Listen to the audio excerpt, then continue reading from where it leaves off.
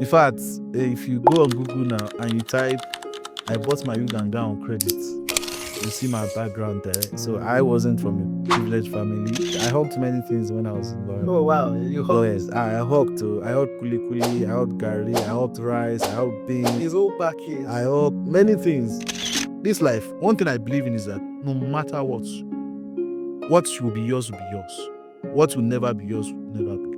I tell you for a fact, I don't know if I've mentioned it, but I've lost some briefs because I didn't support without.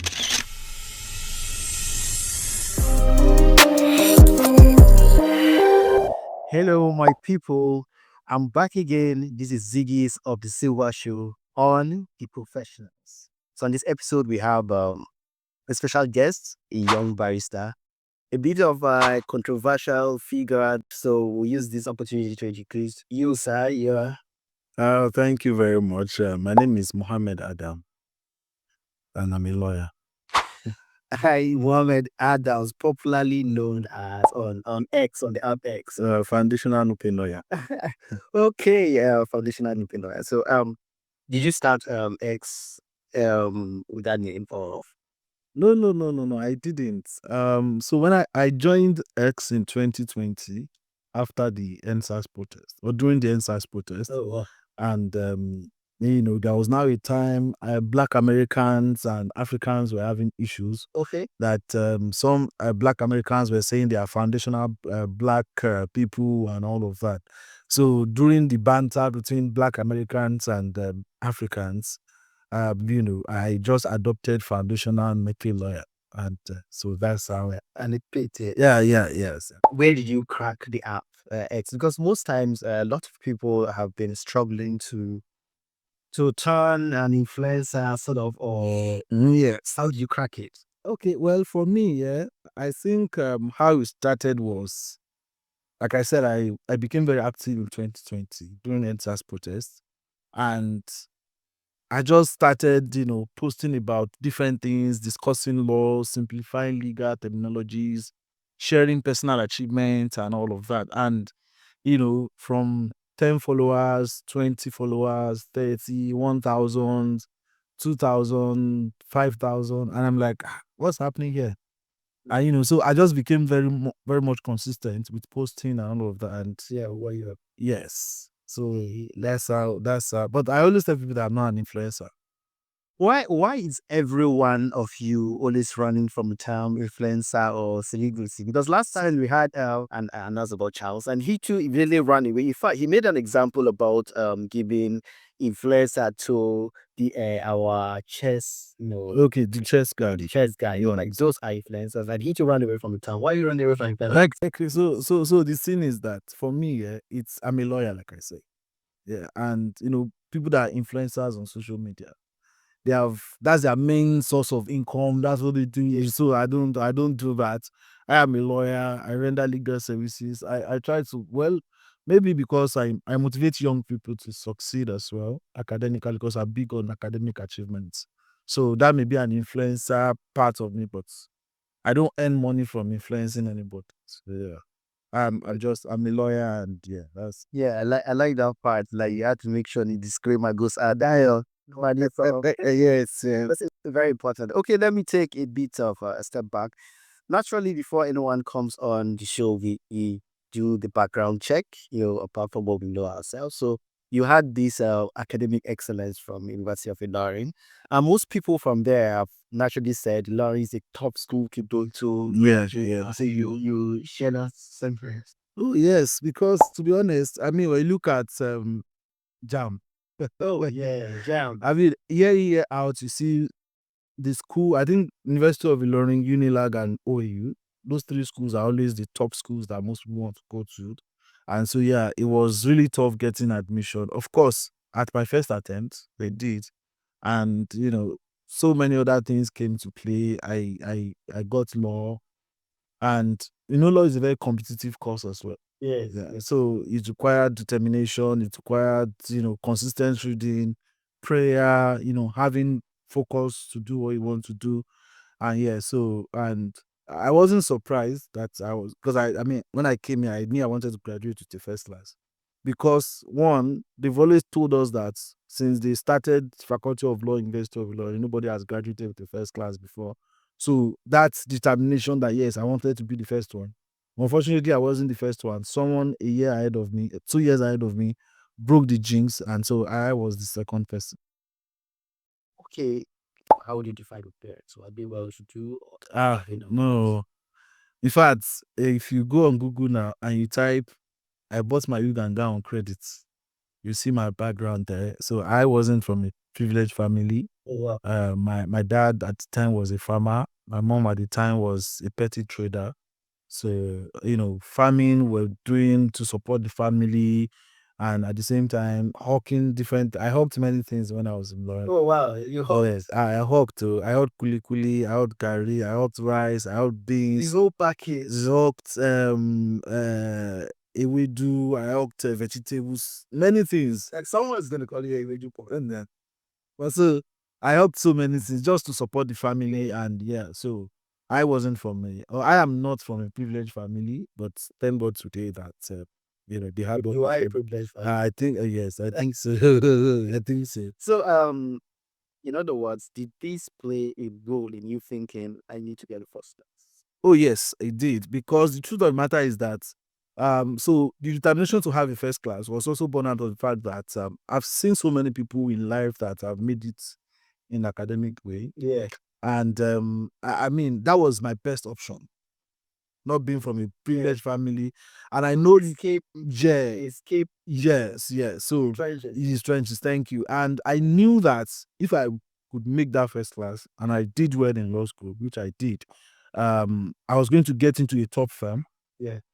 And getting into a top firm. But that young, you could actually think about what you wanted. Yes. So I could get into a top firm, and top firms are paying well. And I was the only privileged child in my family of 6 to go to a university. And so it was like, oh, you have to get this to liberate others. Oh wow. But God shocked me. When I finished from Billionaire 2015, law school 2016, I tried to go to top firms. Despite having good results, I didn't get in. I started with a new law firm that the owner was even my classmate in law school. So that's how we started for like 6 years before I now got an opportunity to go to the firm that I really wanted. Okay, let's use the opportunity on the Silver Show. Tell us how much was it cost? Ah, You're going okay, okay, I will, I mean, I've passed that, I've long passed that. So then, I think when in 2016, my first salary was around 150,000 naira. Yes. Oh wow, Yeah, 20. yes, 2015. And that was, even that amount was about the same amount they were paying my sets in these so-called big law firms. Yeah, they were earning between 150 and 200. But 150, 200 in 2015, 16, I mean, it was a lot of money. It was. Yes, yeah. So that was my first salary as a lawyer. So naturally, your parents already started putting food up your hard work in your. Oh yes, yes, yes, yes. They started, yeah, they started very early, and I mean, I'm happy that one of the things I wanted to, when you were young, one of the things you promise your parents is, I will buy you a house, I'll buy you a car, I'll do all of that. So to the glory of God, I just completed a big bungalow for my parents. Oh, wow. Wow, now that's wonderful. And okay, I asked this question. I asked Sir Jairus, like always, sure. I asked him the same question, so I'm going to throw it to you. Okay. You feel that you have an edge for the academic excellence. You feel that there's something different that has helped you achieve this, or you feel it's just straight hard work. Yeah, so I think it's just hard work, to be honest. I always tell a lot of people always tell me that oh, there's something special about you. Although right from my primary school days, I was a high scorer. I was always topping my class, primary school. Then I did really well in secondary school too. So, but to me, I believe that yes, you might be gifted, but if you don't work on it, if you are not very hardworking, if you are not consistent, No. but once, yes, one risk of one thing or one gift I think I have, which I'm not very comfortable with, is the fact that if I read something now, like I will never forget it. Oh wow. I don't forget things. So it's not that, oh, I've crammed, but if I read a sentence now, ask me that same thing in 10 years. So during exam preparations, I was always not all hard on myself to prepare for exams because I was always reading, so I don't ever forget things I read. So, but it was too much at some point. It was getting me. You know, when you have too much information on your head, it's it, but people say it's a gift, but I see it as a burden. It's yeah, yeah. It's a- You give to the cost. yes, So on that, I was going to does madam like this? Because since you don't forget, women like us trying to forget. So since you do not forget, what happens? So Me too. yeah, when we have those misunderstandings and yeah, so she's always cranky about that. Why is it that you're not forgiving and all of that? I said no, it's not that. But of course, because of the kind of so I always had under the fact that because of the kind of work I do as a lawyer, as a litigator, or as a dispute resolution lawyer, one of the things you need to be able to do well is your ability to refer to previous cases to solve current cases. We call it precedent. So I will tell her that no, but that's the nature of my work. We like to refer to past events to solve the current situation. But of course, she has to understand that is Okay, I don't know if this was clickbait or so, but on her birthday, you did post about you appreciated her, the episode, it's so beautiful, and you spoke about her age. And naturally, it gave different mixed reactions. Some people say she was older. So, what did you do that intentionally to see what people would say? yeah. So the thing is, first of all, right? She never agreed that she's older than I am. Because from the get go, I didn't tell her and if you see my wife, I mean, I take good care of her. So most people don't believe that that's her true age, right? So, and I just put it out there that some people felt, oh, you are married to someone who's older than you, just a year difference. But I mean, she never acknowledged. I mean, I've never for once felt that, oh, my wife is older and all of that. And the funny thing is that I also recently discovered that my mom is older than my dad. Oh, what? So Wow. Wow. there was an event there was something that happened. I wasn't home, but my younger brother told me that so there was an event that happened at home. So my dad was now trying to narrate a situation that happened many years ago.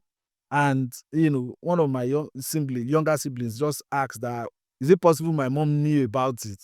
Just to create a situation that, oh, probably my mom was probably younger. Yeah. And my mom just said, ask your father now if you are age mates. And that was it. So that was where we got to know about 2 years ago. And the gap between it's not so wide, maybe like 4 or 5 years between them, but never for once have you ever felt that. But the part you kids never knew. Yeah, so it was, yes. So when I relate that situation to my wife, she says that it doesn't matter, blah, blah, blah, and all of that. So yeah, the age difference is just a number. Yes. I've also put it out there that I didn't marry a small girl or dancing. See, that is very important. You didn't marry a small girl. Yeah. That's a Gen Z. So, what prompted you to have taken that leap of faith to leave your comfort zone? So, what prompted you as earning that much, working for self, and you all of a sudden felt myself, let me learn a biscuit, God. What prompted that? Okay, yeah. So 3 things. The first one was starting my career. I mean, I had it to the glory, but I had it planned that once I'm 10 years post call, I will start up my firm. So I was never going to be with some or work under someone for a long time. Then I got to a point that I realized that I wasn't learning anymore. Okay, you're saturated. Yes. I worked with the biggest law firm in Nigeria, Olaniwajai. And I mean, the quality of lawyers there, the partners and all of that was so good. But I realized that I was, yeah, maybe on top of my game, but I was just doing the routine. So I needed something more challenging. Yeah. And going to another law firm was not an option for me. I mean, that's the biggest law firm in Nigeria. So going to another law firm was not an option for me. Secondly, putting my CVs together, sending applications and all of that was also not an option for me.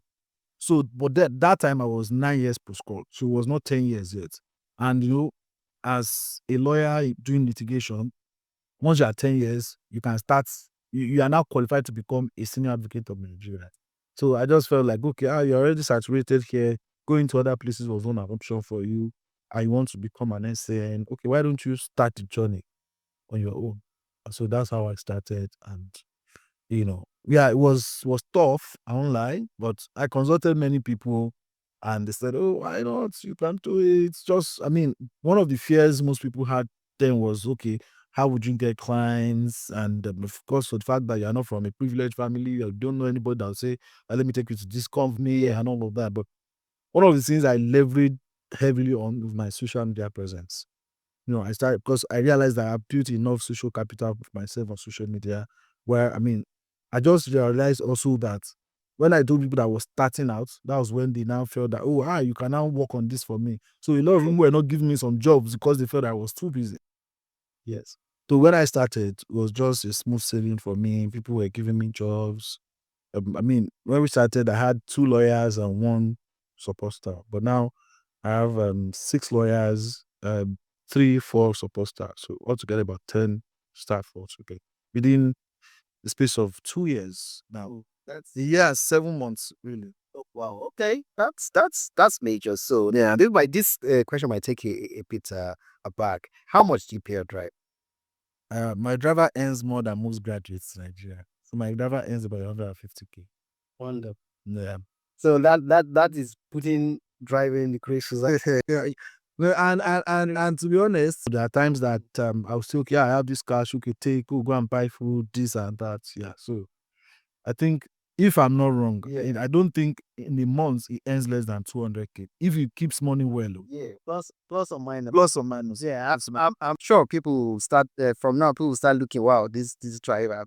I was talking to one of my mentors. He said there are some people that you should never treat badly. A security man and your driver, and your security man, your driver, and your cook, because your life is practically in their hands. And most times when I notice that my driver is looking, I say, okay, what is the problem? There are times I would, have intense this thing when he wants to misbehave. But of course, I let him know that, see, if you have a problem, let me, if you need money, if you need me to pay you salary in advance, let me know. If you need, but when he started, he wasn't dressed well and all of that. So I just emptied my wardrobe. Say, okay, God, take me too. There are people have been telling me that I need to change my. Also, I didn't need to throw them away on some, so just to make him look good, presentable. Sorry that sometimes if you come into my office, you hardly know that he's my driver. Yeah, so that's it. I think at that time he also created experiment. How could he be talking about a driver and so on at this age? You need to drive yourself. I think that's a bike thing. Yeah, so because yes, I am, and currently I'm running my masters in Unilag, a full-time program that I have to go to class 4 times a week. And most classes are physical classes. So, and coupled with the fact that there are times I need to have meetings, attend to family, deal with staff, deal with clients, and all of that. So it only makes sense for me to have one so as to make life easier for myself. Because before I thought so I could do it, but and there are times, and life and family. Yeah, and there are times that I travel out of Lagos for cases and all of that. So I mean, when I have to drive to those places, it's tiring. So I mean, it's a job. So take a fleet now. Yeah. Why were you obedient? Ha, this question. Yeah. Okay. So in 2022, right? I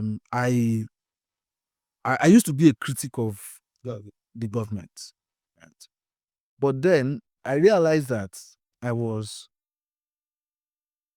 dipping into disliking Nigeria, Okay. right? But then because of so many issues that time, I think Nigeria needs a new person. Yeah. I think Nigeria needs someone who can. It's not possible to change everything, but someone who can dare to change certain things. Yeah. And I felt like, nah, Tinubu, no, I don't think so. Okay, who were the people that wanted to come from PDP? Yeah. And we had the likes of VK, we had VK, we had Tambua, we had Tiku, we had so many of them. Like, no. But then when you listen to Peter Obi, You could feel, there's a terminology for people like that. They call them people populists. People that speak from the concerns of the aggrieved members of the society, just to make people reason with them. So, I mean, there was one NBA conference that was held in Lagos at a cool hotel. You need to see how excited I was listening to him. No, to be honest, he was very passionate. And I'm like, I think I like this guy, blah, blah, blah. So we started. So when he left PDP, because they were not going to give him tickets, of course, and he joined Labour Party, I still felt that, this is a fresh person. That was when he then started gaining the momentum. Right. So we started a group, Obedience for Lawyers for Peter Obi in Lagos, and I wore branded caps, branded T-shirt, was doing some WhatsApp activities with some people, trying to see, okay, how can we make younger people, because obviously then younger people were tired of the system. Yes. But I then noticed a pattern that some people were trying to make it an ethnic thing. Okay. And so that was when I started losing my mind. Nah, I can't be part of this. I didn't join this movement, so to speak, if it's a movement, because I want to fight an ethnic fight. No. I just needed a fresh person. And one of the reasons I was quick to even joining them then was my own political figure, Dr. Bukola Saraki. And the reason he was aside the fact that he did excellently well as a governor of Kwara State, he was the one that sponsored my law school. Because because I made the first class. And I mean, it's only nice that you share. It's only normal. Yeah, it's only normal. So when I got tired of the whole ethnic politics and all, I'm not like, the reason I left Obedient Movement was because of the ethnic hijack. It will not now make sense for me to join APC people because they were also fanning ethnic whatever. So it was like they're on the opposing side.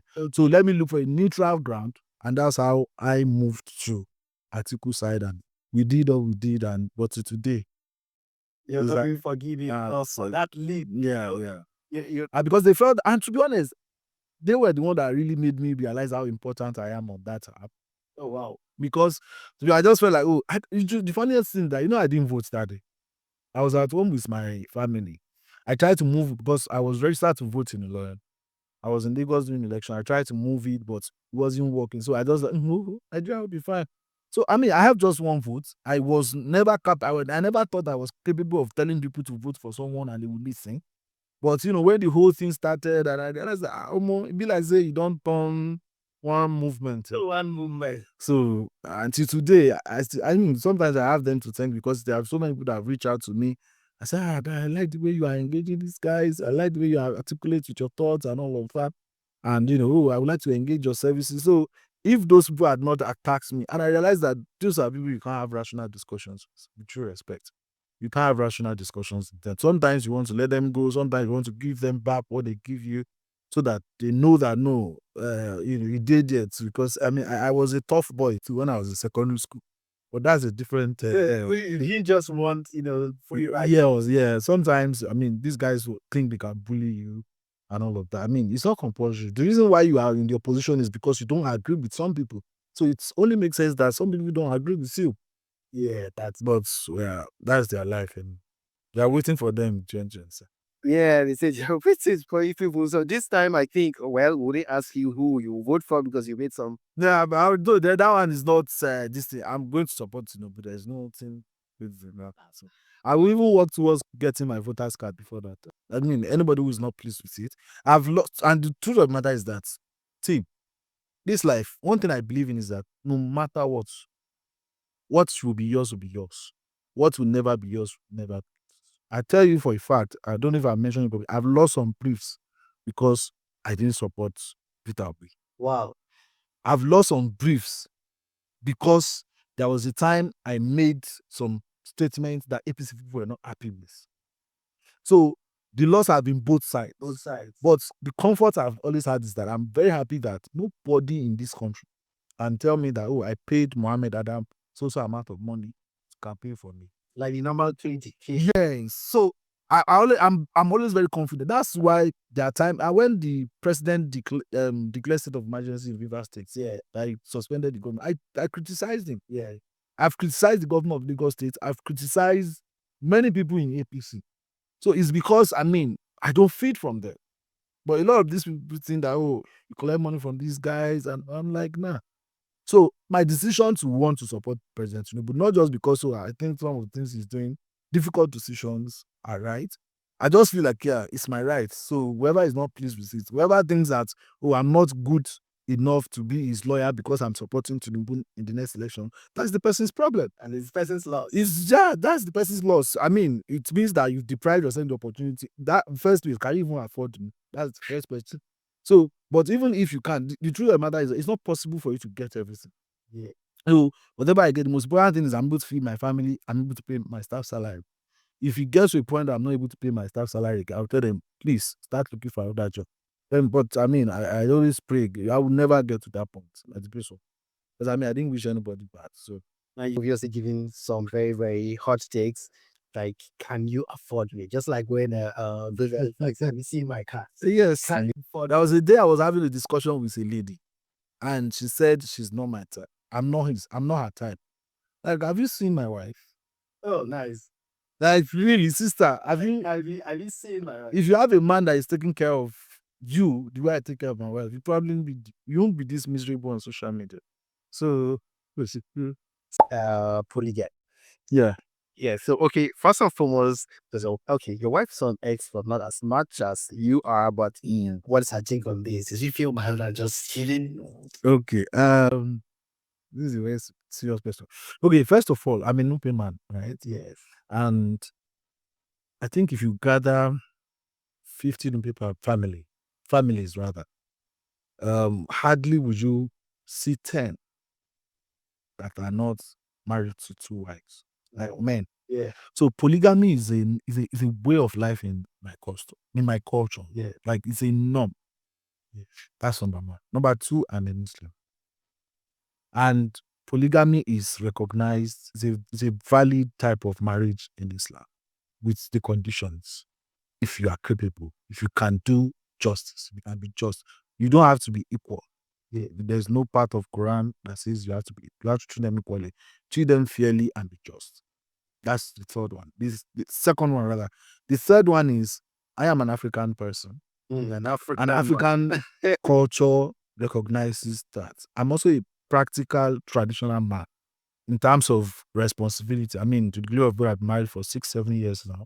And I don't think there's ever been a time that I've let down my traditional responsibilities as a man. Even as much as helping her arrange her stuff. Yeah. So I am that involved. Now, on what she thinks. Well, one of the reasons I married her was because I needed someone whose spiritual life is better than mine, who understands religion better than I do. Yeah. She studied Islamic religions. We even went to the same school. She studied Islamic religion, so she understands that. But of course, as a woman, there are there are objections and all of that. There are times we've actually had conversations around it. Like, I'm never going to promise you that I will not marry another person. And even when I decide to, you will not be it won't be as if you are a bad person. No. It's not because you're a bad person. It's not because you're not. Yes. It's only because I can and I have the means to. If the problem should be, when I do and I don't have the means to, then that's the problem, because it means that there will be shortfalls.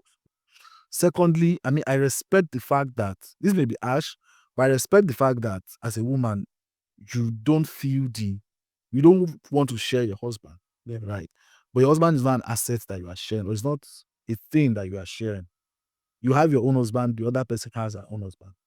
But if it gets to the point that you think within yourself, you are convinced that you can no longer cope, to be honest, there is also an option to leave. Because it's better to leave than to remain in a marriage that you are not happy. Yeah, you're hurting. And you're hurting. What's the point? If you say it's because of you, I tell people, when people tell me, They are in a toxic marriage. They don't want to live because of children. If you die, the children will move on with their lives. Yeah, they did. So, but one thing is very certain. I think there was even a time we joked about it that she said that she would rather leave, blah, blah, blah. I told her, I said, see, the way I see my life, I'm going to be very successful in life. So if you now leave, Bamba is brag, if you now leave and God, Father, yes, God now says, thank God, you have done well, oh, take blessing. You will now be somewhere saying, I don't pray that you not progress in life, but you not be there, we suffer. Yes, yes. You now say, oh, this, but the good thing is, you never suffered with me because since I got married to you, we're always eating 3 times a day or more. You've had whatever it is you wanted within my means. But I think when God blessings eventually comes, I don't think you should be left out of it because I decide that so I want to have another person. So what is that? And I think to the best of my knowledge, she's one of the most reasonable person I've ever met. We've always had open conversations. There are times that, but I have a very weird view about marriage that people should be able to sit down and say, let's review our marriage. What are we doing right? What are we doing wrong? Should we continue or we should stop? So there are times that we both sit together, review finances, review things, and say, okay, do you think there was even a time we've said, okay, are you sure we shouldn't take a break? Oh wow. That's okay. Can you go to your parents' house for like a month or two? Just so that your life is not just about this marriage. Plan. Let me also be able to. Yeah. So, and it's not because I want to sleep. See, if I want to sleep around, I mean, I think I have little change. I have, and they are fine girls, and I'm always. And you see your car. Yes. And I mean, but that's not the kind of life I want to live. I think want to have a home. yeah, a home and all of. If God says, and I mean, I gave myself a funny target. If by the time I'm 40, I'm 33 now. By the time I'm 40, and it does not happen, then it will never happen. Oh, okay. What happened that we had some backstabbers in the office?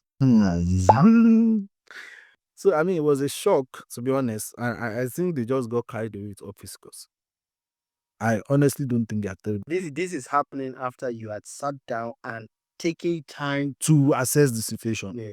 So I don't think they are terrible people. They are just overzealous young people who found themselves consumed by gossip. And to be honest, I wanted to forgive them and continue with them, but I was advised against it that it's. I mean, when you also look at it from the depth of, or from the angle of how consumed they have been into that situation, to have been difficult. So I asked them to resign. I didn't even sack them because one of the things I promised myself is never to sack them. So I gave them the options. They resigned, and I paid them what they were entitled to. Okay, did any of them cry? Why they- One of them wanted to. I cried too when they left, but I just felt because to be honest, at some point, especially the accounts lady, even when I discovered, I asked them, see, at what point did things go wrong? Like, at what point? So I mean, their explanations, That was really not. so there was nothing. I'm not like young people. Why did you tell yourself consume? One of the things, or two things, I was very, very, very, very happy about. That's one. None of them said I sexually harassed them. Okay. Two, none of them said I asked them out for a relationship. So, I mean, imagine those things were present. That would have been the worst part of it for me. But, alhamdulillah, there was nothing like that. I'm happy. I'm happy for them. I think So, quick one. How did your relationship with Arab?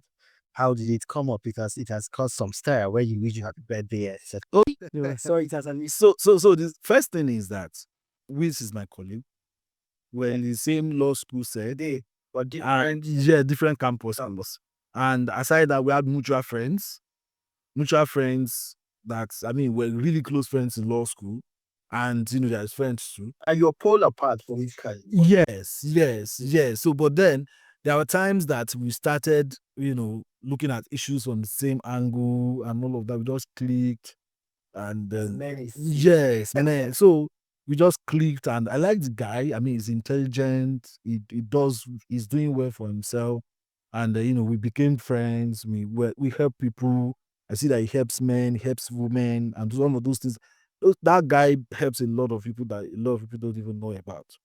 Now that's why I want to say he hates women. I'm like, there are people that will come to his DM, and personally, there are people who need legal services because at that time he was not in Nigeria. He would refer them to me. So he has referred clients to me before. Look at our politicians. Look at how they relate. Look at how their children get married. So why should the not so important people in the society now say they want to end great friendship because of that? We don't know what the future holds for us. Okay. Thank you very much. It's a pleasant. Thank you. Honestly, thank you. I appreciate it.